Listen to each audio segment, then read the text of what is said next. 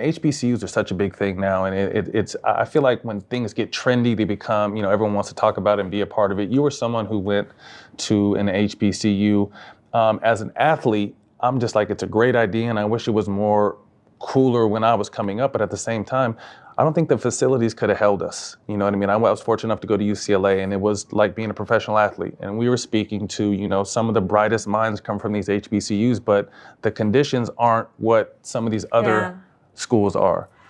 So the history of our HBCUs is a phenomenal history, which again was born out of struggle and people sitting around saying, we're not going to wait for other people, right? So there were a collection of people that were white and black and of many different backgrounds who understood that young, black, bright people were not having equal access to top levels of education. And so in a nutshell, that's how our HBCUs got formed.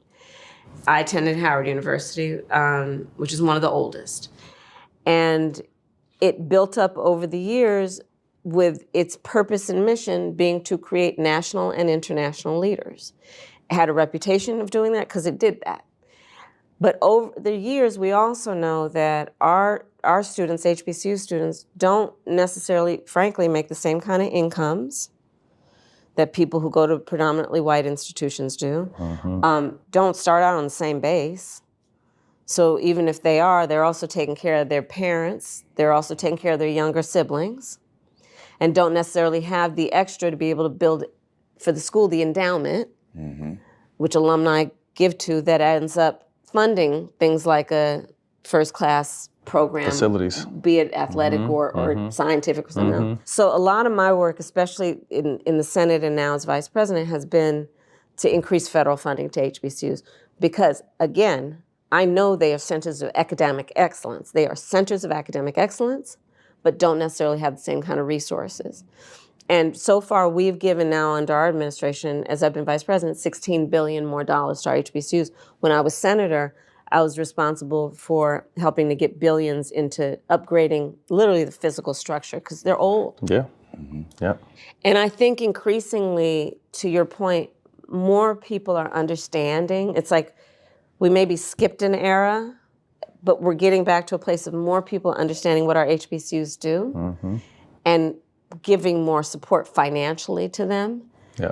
But we have to. I mean, it's an incredible experience to walk on campus and everybody looks like you. Right.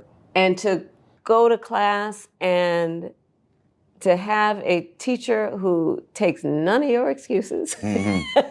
To remind you of your mom. Just like your mom would. That's exactly right. Yeah. It reminds you that, no, you just have to work harder.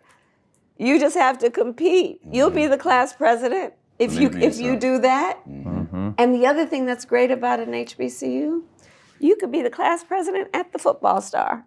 Same. You could be in a sorority and be the head of the science club. Like, it also, the beauty of HBCUs is every signal it sends you is telling you, do not confine yourself to somebody's idea of what it means for you to be a young black person in America.